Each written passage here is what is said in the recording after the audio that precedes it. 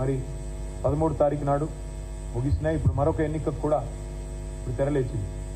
3 ఉమ్మడి జిల్లాలు నల్గొండ, ఖమ్మం, వరంగల్, ఈ 3 జిల్లాల పరిధిలోని విద్యావంతులు మరి 27 తారీఖు నాడు ఓటైపోతా ఉన్నారు. గ్రాడ్యుయేట్ ఎమ్మెల్సీ అభ్యర్థిగా తమకు ఎవరు ఉండాలి అని ఎంచుకోబోతా ఉన్నారు. ఈ 3 జిల్లాల పరిధిలోని గ్రాడ్యుయేట్ ఎమ్మెల్సీ కాన్స్టిట్యున్సీ ఏదైతే ఉందో 4 సార్లు ఇప్పటికి ఎన్నికలు జరిగినాయి. 4ంటికి 4 సార్లు కూడా మరి టీఆర్ఎస్ పార్టీయే గెలిచింది, బీఆర్ఎస్ పార్టీయే గెలిచింది. గతంలో కపిలవాయి దిలీప్ కుమార్ గారు 2 సార్లు, మరొక 2 సార్లు పల్లా రాజేశ్వరరెడ్డి గారు గ్రాడ్యుయేట్ ఎమ్మెల్సీగా మా పార్టీ నుంచి గెలిపించారు. 4 సార్లు ఈ నియోజకవర్గం నుండి గెలిచిన పార్టీగా మేము చాలా దృఢమైన విశ్వాసంతో ఉన్నాం. రాష్ట్రంలోని విద్యావంతులు మళ్ళీ తప్పకుండా ఈ 3 జిల్లాల విద్యావంతులు తిరిగి మళ్ళీ కేసీఆర్ గారికి తప్పకుండా మరింత బలాన్ని చేకూరుస్తూ మా అభ్యర్థి ఒక విద్యావంతుడు, యువకుడు, ఉత్సాహవంతుడు, బిట్స్ పిలానీలో ఇంజనీరింగ్ చేసిన అభ్యర్థి, తర్వాత మాస్టర్స్ కూడా చేశారు. తదనంతరం సాఫ్ట్వేర్ రంగంలో అమెరికాలో దాదాపు 7 సంవత్సరాలు పనిచేసిన అభ్యర్థి, విద్యావంతుడు, ఉత్సాహవంతుడు, తిరిగి మొత్తంగా రాష్ట్ర వ్యాప్తంగా కూడా మరి బలమైన ఒక ఇమేజ్ యువతలో ఉన్న ఒక మంచి విద్యార్థికుడికి బీఆర్ఎస్ పార్టీ అవకాశం ఇచ్చింది సోదరుడు రాకేష్ రెడ్డి గారు. అట్లాంటి రాకేష్ రెడ్డి గారు మరి ఈరోజు అభ్యర్థిగా మీ ముందుకు వస్తూ ఉన్నారు. ముఖ్యంగా ఈ 3 జిల్లాల్లోని 4,70,000 పైచిలుకున్న విద్యావంతులైన ఓటర్లకు మా విజ్ఞప్తి ఒకటే, మీరు ఈ కాంగ్రెస్ పార్టీ యొక్క మోసపూరితమైన వాగ్దానాలు ఏవైతున్నాయో అవన్నిటినీ కూడా గతంలో విన్నారు. ఈ 5.5 నెలల ప్రభుత్వ ఆచరణలో ఎట్లా విఫలమైందో కూడా మీ కళ్ళ ముందే ఉంది. మెగా డిఎస్సీ అన్నారు, అది దగా డిఎస్సీ అయింది. మొదటి క్యాబినెట్లోనే సంతకం పెడతా అన్నారు.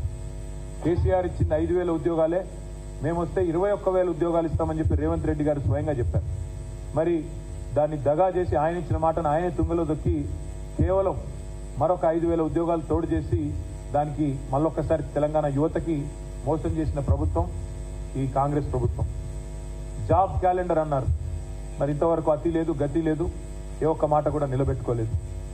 టెట్ పరీక్షకి ఆనాడు కేసీఆర్ గారు ప్రభుత్వం ఉన్నప్పుడు 400 రూపాయలు ఫీజు పెడితే దాని మీద గొంతుకించుకున్న వాళ్ళు, మేము అసలు పరీక్షల్లో ఫీజు లేకుండానే ఫ్రీగా పరీక్షలు పెడతామని చెప్పి మాట ఇచ్చిన వాళ్ళు ఇవాళ 400 రూపాయల ఫీజుని 5 రెట్లు పెంచి 2,000 రూపాయలు చేసిన ప్రభుత్వం కాంగ్రెస్ ప్రభుత్వం.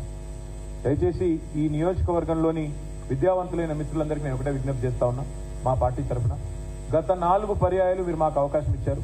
మా అభ్యర్థులు, మా గెలిచిన శాసన మండలి సభ్యులు మీ తరఫున శాసన మండలిలో ప్రభుత్వాన్ని ప్రశ్నించారు.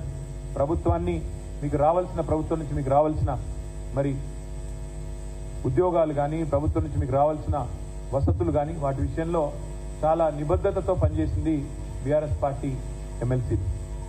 ఈసారి కూడా మీరు ఆలోచించవలసింది, దయచేసి విజ్ఞప్తి చేసేది మీకు, ఈ ప్రభుత్వం మీరు ఎట్లా మిమ్మల్ని వంచిందో కాంగ్రెస్ ప్రభుత్వం మీ కళ్ళ ముందే ఉంది. 5 నెలల్లో కళ్ళబొల్లి కబుర్లు చెప్పి ఎన్ని రకాల మోసం చేసిందో మీ కళ్ళ ముందే ఉంది. అదేవిధంగా 9.5 ఏళ్ల కేసీఆర్ గారి ప్రభుత్వంలో ఏ రకంగా విద్యా వ్యాప్తికి, ఏ రకంగా మౌలిక వసతుల కల్పనకు కేసీఆర్ గారి ప్రభుత్వం పనిచేసిందో కూడా మీ కళ్ళ ముందే ఉంది. ఈ 3 జిల్లాల్లో ఉదాహరణకి నల్గొండ జిల్లాని తీసుకుంటే, నల్గొండ జిల్లాలో బీఆర్ఎస్ ప్రభుత్వం ఏర్పడక ముందు ఒక్క మెడికల్ కాలేజ్ కూడా లేదు. కానీ బీఆర్ఎస్ ప్రభుత్వం వచ్చిన తర్వాత కేసీఆర్ గారి నాయకత్వంలో 3 మెడికల్ కాలేజీలు ఒక్క జిల్లాలోనే ఏర్పాటు చేసుకున్నాం. అదే మాదిరిగా కొత్త జిల్లాల ఏర్పాటు మాత్రమే కాకుండా ప్రతి జిల్లాలో విద్యా వ్యాప్తికి, విద్యావంతుల అభ్యున్నతికి చాలా చిత్తశుద్ధితో పనిచేసింది కేసీఆర్ ప్రభుత్వం. భారతదేశంలోనే అత్యధికంగా ఉద్యోగులకు, ఉపాధ్యాయులకు పే స్కేల్ ఇచ్చింది. 73% మరి ఆనాడు ఫిట్మెంట్ ఇచ్చింది బీఆర్ఎస్ ప్రభుత్వం. అదే